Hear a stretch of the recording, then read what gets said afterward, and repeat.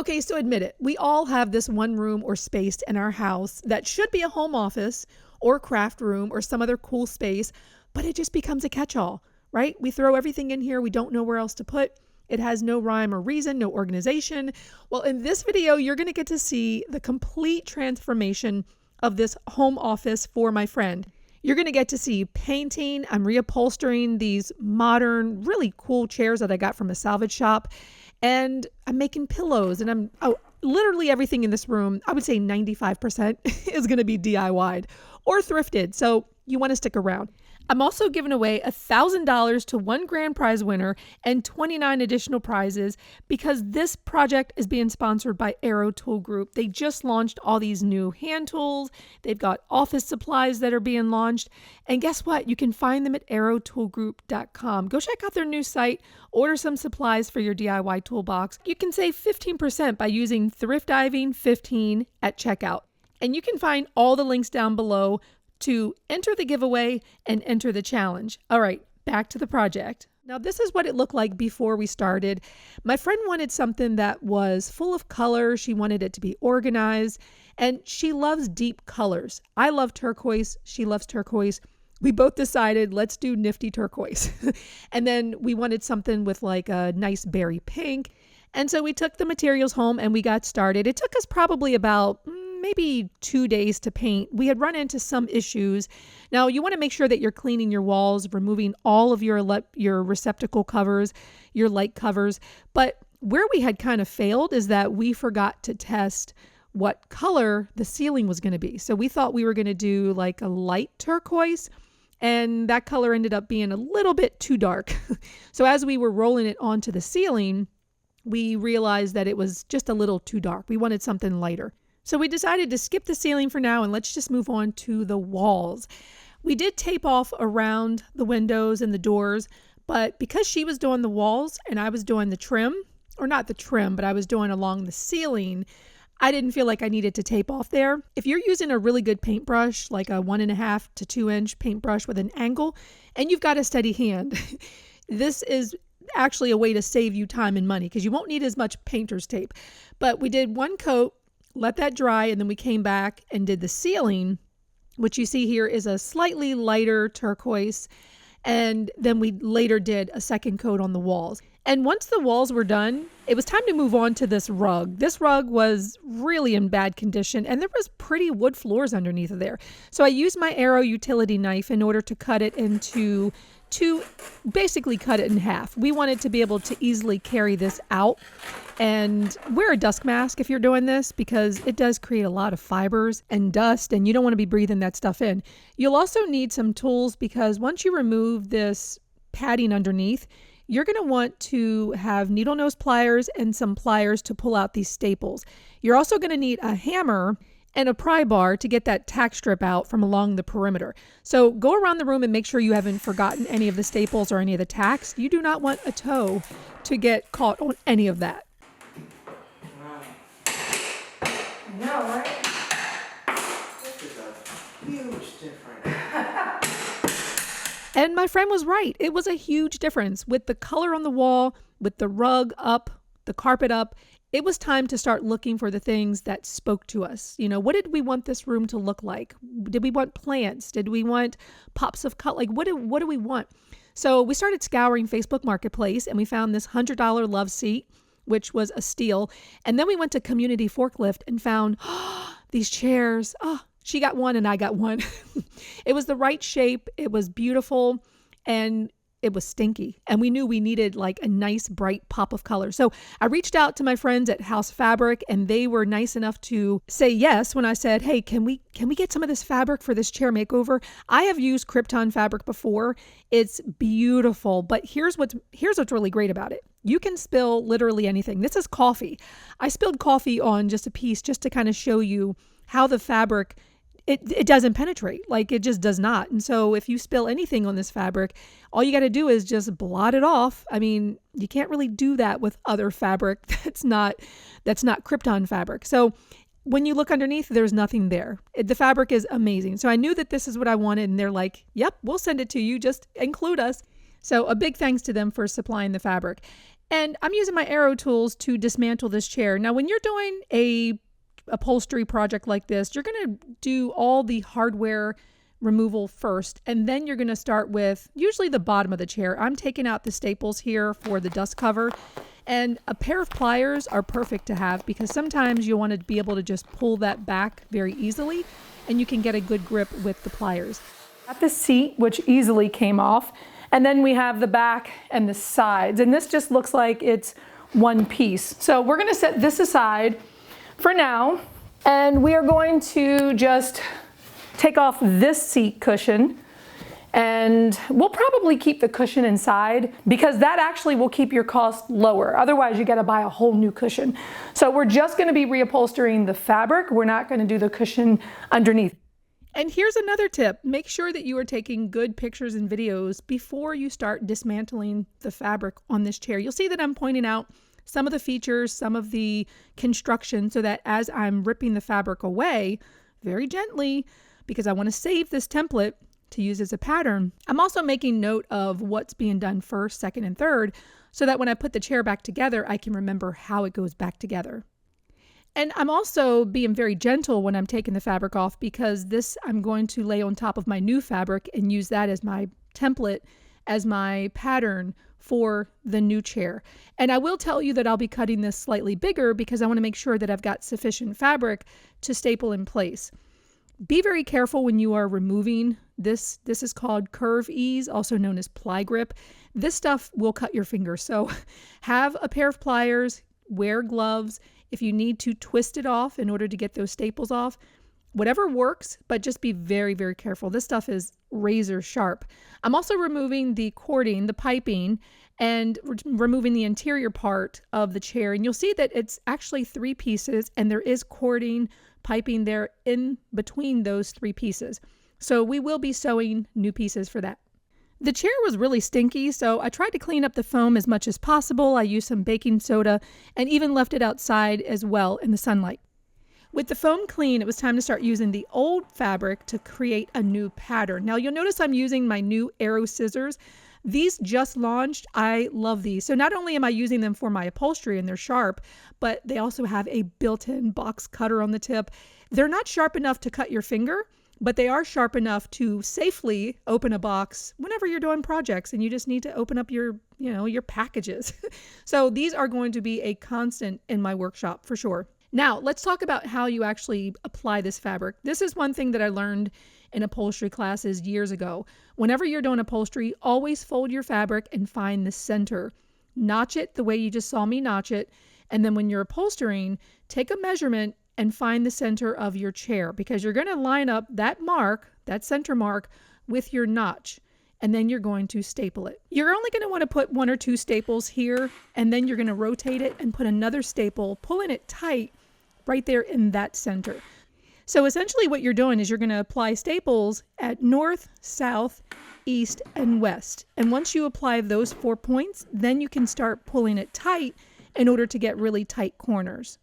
I'm using the Arrow 5-in-1 corded and cordless staplers to do this project. I like it because you can do the fine wire, which is what I'm using, the JT21 staples, or you can do the T50, you can do the brad nails, the rounded. It comes with so many options of what you can shoot with this stapler. And actually, it kind of reminds me of using a compressor, but without having to have a compressor. Let's talk about the corners here. What you're going to do is work towards the corners, and you're going to pull it tight and tuck it under. You want it to be as clean as possible. It doesn't have to be perfect. Mine are definitely not perfect, but when you look closely and when you put the chair together, when you put the dust cover on the bottom and staple it, everything just kind of came together. So don't get caught up on perfection. Just remember, staple in the center, pull out towards the corners, and then do your best to tuck and fold. The dust cover is what's going to go on last, and that's something that you want to do and finish it off nicely, because hey, if anyone ever turns your chair over, you at least want to look like you knew what you were doing, right? The end result looked really good. I was very impressed with the fabric, with how the corners looked. I set that aside, and now it was time to work on the interior part. You want to make sure you're adding additional fabric. I'm adding about 1/2 inch here. I think next time I'd probably even go up to about 1 inch. You want to make sure that you've got enough fabric so that you've got a grip because when you're reupholstering, you are pulling the fabric and you need something to hold on to. So I cut out the back, and then it was time to move on to the cording. Using the old one, I just measured out how much new cording I was going to need, and then I cut strips of cording at 45 degrees on the bias. Joining these together is pretty simple. You're just putting them sort of perpendicular to each other, sewing a diagonal line, opening that up, and then you've got your fabric for the cording. You want to cut that down, trim that so it's not really bulky, and then you'll sandwich the cording in between and then use a zipper foot to sew that closed. And that's it. The inside back is done very similar to the seat, whereas we're going to find the center, we're going to notch our fabric, and then we're going to place 1 or 2 staples and pull tight towards the corners. So you'll see here that I'm actually pulling towards the corners and then securing in place with staples. The main thing is you want everything to be as tight as possible, and sometimes you have to play around with it a little bit and see, okay, if I pull it in this direction, does that get rid of the wrinkles? And you have to have a lot of patience at this part, because it really is about pulling and then securing, pulling and securing, and making sure that you keep track of where all the hardware is going to go. Here you see there is a hole, so I'm just stapling around it, cutting a hole with my scissors, and then checking to make sure that the hardware is still going to fit. I pulled the fabric tight along the sides and stapled to the chair, and then along the top I tried to even out the fabric. This was a little difficult because I was going around a slight curve, so I did do some relief cuts. I didn't have as much fabric as I should have, so that's why I say always cut it a little bigger than necessary. And I tried to smooth that out as best as I could and then secured it. But when I was done, it looked pretty good, and it was time to move on to the sides.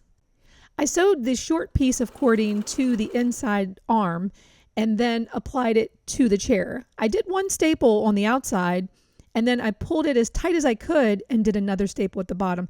There wasn't a lot of padding along the arms, and so I did put a little bit of batting in there just to make sure it's not flat, and secured this with the stapler. But as I'm pulling, I'm making sure that I'm getting all of that excess fabric and wrinkles out of the fabric. So this is the part where, again, don't feel like you have to rush through your upholstery job. Just keep pulling towards the corners and then hope that it all works out. At least that's how it was for me. And it was working out super well. Even when I got to the edges here and I'm folding it under and it looked really nice and clean. And then I got to the other side doing that and realized I cut my fabric a little too short. So glue gun to the rescue. And we'll come back later and we will hand stitch that gap, but we're going to move to the back of the chair where I did the cording that goes along the entire back. With cording, you want to make sure you're stapling as close to the stitch line as possible. This is going to make the chair look attractive and like you really know what you're doing. I actually did have some issues later, which you'll see, but for the most part, cording is pretty easy to do. And I'm glad that the cording covered up some of that shorter edge that I had right there that needed to be glued. And at the bottom corner, I did use my glue gun and then secured that in place with staples. Now, the part that I didn't record is putting in the ply grip. This is also called curve ease. It's basically, you'll see in a moment, a way to grab the fabric that's going to cover up the back.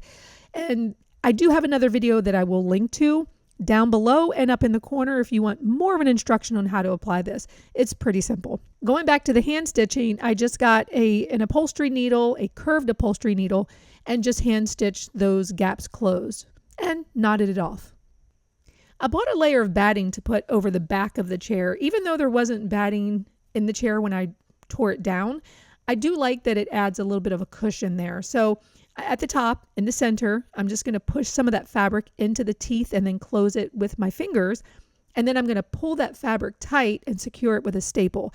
And from there, that's where I'm going to work my way around the chair, pushing the fabric into the ply grip. I do have a video that I've done previously on how to do this. It's been probably 3 or 4 years, if not more, since I'd done this. So I was pleasantly surprised that I remembered how to do it. And if you have some wrinkles there, like I do as I'm closing this ply grip, once I pull the fabric at the bottom and secure that in place, the wrinkles got better. So while it wasn't perfect, it was a pretty good job. All right, so once the chair was done, I could put the seat in. I could attach the hardware back. And this is what the chairs looked like before. They were old, dirty, stinky, but they had really good shape to them. And this is what it looked like after. I was completely overjoyed that it turned out better than I had expected. Anyway, it was time to move on to the next part of this home makeover, this office makeover. We were making shelves. I had some pine wood that was already in my workshop, and so I cut them to size and then just added a couple coats of black paint to them. We were going to hang those over her desk. And I also built this really simple box using scrap wood to hide her router, her modem, those things that were going to be in there that we really couldn't take them out of the room. And we wanted to have a little opening in the back for all the cords. Now, this is a $20 marketplace find. We didn't care about the top so much. We wanted to remove that using our hex key set and spray paint the base silver. So, spray paint. I don't know. I don't know why this took so many coats of spray paint. Maybe because it's black and I was going silver. I didn't use a specific primer. But this was probably my least favorite part of the project, spray painting this base. But the top, let me tell you, I had a piece of red oak plywood in the exact size we needed. No joke. I mean, it was like fate. I had it in my shed and I was able to sand that down, add 2 coats of stain. I don't recall the color that I used. I think it was like a Java gel, but it still wasn't dark enough. So I went over it with a coat of ebony stain and it was the right color. But look at that stain and look at that grain. It's beautiful. So my friend knew that she wanted to have a love seat in her office. And what do you have on a love seat but pillows? Her mom had these pillows that she'd been holding on to, but the cover, the fabric was just ugly. But this was going to serve as a great template for our own pillows. And I didn't have to buy this fabric. I just happened to have it in my stash. And it was perfect. It was exactly what we needed. And I sewed up two pillows. This one, turning it inside out and shoving that other pillow in there. And then I did the faux orange leather one. And whenever you're making pillows, you are pretty much going to have to hand sew it closed, or you can use like a no-sew heat tape, which I'll leave a link down below if you want to make your own pillows and use that. But if you've got a sewing machine, it's so easy to make pillows. And the pillow forms, that's what's expensive. So if you have some old pillows and you don't like the cover, you can make your own. Well, you can also make your own DIY canvas. So we were thinking we wanted large art and we found some drop cloth to use. And I went to the store and got some pine boards. These are 1x3 boards, but you can do 1x2 boards or 1x4, but you just need canvas. And if you buy it from the store, it's going to be very wrinkled and you're going to need to iron it out. And of course, you're going to need to be able to measure. So I measured out the boards and cut those so that they were 4 feet by 5 feet. And then constructed them. So here's the thing. You want to get some of the L-shaped brackets and you need some wood glue, and you're also going to want to use an Arrow T50. This T50 is the flagship of Arrow because it's got these heavy duty staples, and that's exactly what I wanted to use to construct this frame. And I'm going to be using some L brackets at each of the 4 corners just to make sure that there's additional strength at the corners and that this thing is not going to get wobbly. But look at that. We have a frame. And if you've learned anything in this video, where do we start? In the center, put a staple, and then start working your way out towards the corners. I did switch my stapler for this. I went back to the 5-in-1 so that I could easily staple quickly and standing up. I didn't have to push on anything. But when I was done and trimmed, this looked amazing. It was exactly what I was looking for. But where I ran into some issues is when I was using gesso. Gesso is what you have to do to prime the surface, and it takes a lot. So letting it dry and then coming back and sanding and adding another coat, it takes a little bit of preparation, but it's worth it because you know that you DIY'd it yourself. And we were going to do a decoupaged image of her for her office. Now, this is an image that I took of her about 6 years ago. That's right. I took this image and it's become like her image that she loves. It's her profile picture for all her social media. And I said, hey, why don't we take this image that you love and decoupage it to the canvas? We'll cover it up and then we'll hang it in your office. And she's like, I love it. Let's do it. So once we had all of the elements worked out, it was time to start moving things into the room. She got the rug online for about $85, which was a great steal. I changed all the receptacles for her. We decided to go with gold. And Picture Hang Solutions provided all of the hardware we needed for the pictures and also for this mirror. I got this from the thrift store years ago and I wasn't using it. And I brought it over. She liked it, so we hung it. I went to the Restore and found this poster-sized frame for $10. I mean, it had glass. That's a rare find for $10. And she liked this image on Etsy. She wanted to frame this, and surprisingly, they had one poster size. So I took out the old picture and just trimmed this one down a little bit so that it would fit in the frame. And we're using one of the more heavy duty tape measures from Arrow. You see it's not falling. It was designed to not fall. And we're using the level as well, just to make sure that we've got a really good placement for this. And we stepped back and couldn't believe how amazing this artwork was for under $50. The next thing to move on to was the shelves. You saw earlier in the video the shelves that I cut. Well, she had found these brackets on Amazon, which I'll leave a link down below. And we also needed to hang the blinds. We actually got these from Wynn Curtain, and you have to take your measurements. They do custom blinds, and so we ordered one. It took maybe a couple of weeks to get it, but it was so simple to install, and you can see the joy on my face at the fact that we had a beautiful blind. I think we were just excited that the only thing we had left to do was to install the D-rings and hang up the canvas, and then we were done. So let's take a look at what this room looked like before. If you remember, it was a catch-all for everything that she didn't really know where else to put. I mean, it was not usable space. But now we have converted this into not just usable space, but something pretty, something that when she walks in, she feels proud of her home. And I love that nearly everything in this room was either thrifted or made or DIY'd.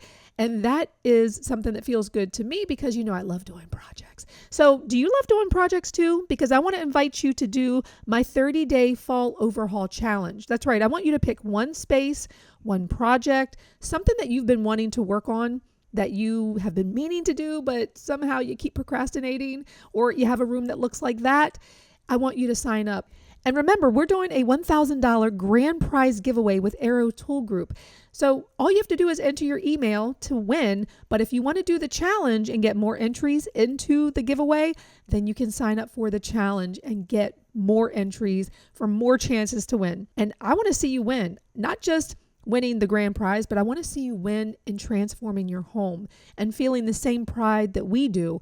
And remember, Arrow's got some of these new tools that are launching. I want you to check out arrowtoolgroup.com because a lot of these products you need for your DIY toolbox so that you can decorate your home as well. And remember, they've got office supplies that are launching. They have my favorite new scissors. All of these things are available at arrowtoolgroup.com. And a big thanks to my friend Hakima for putting up with me for the entire month. All right, I will see you next project, and I can't wait for you to join me for the next makeover. I'll see you in the 30-day challenge.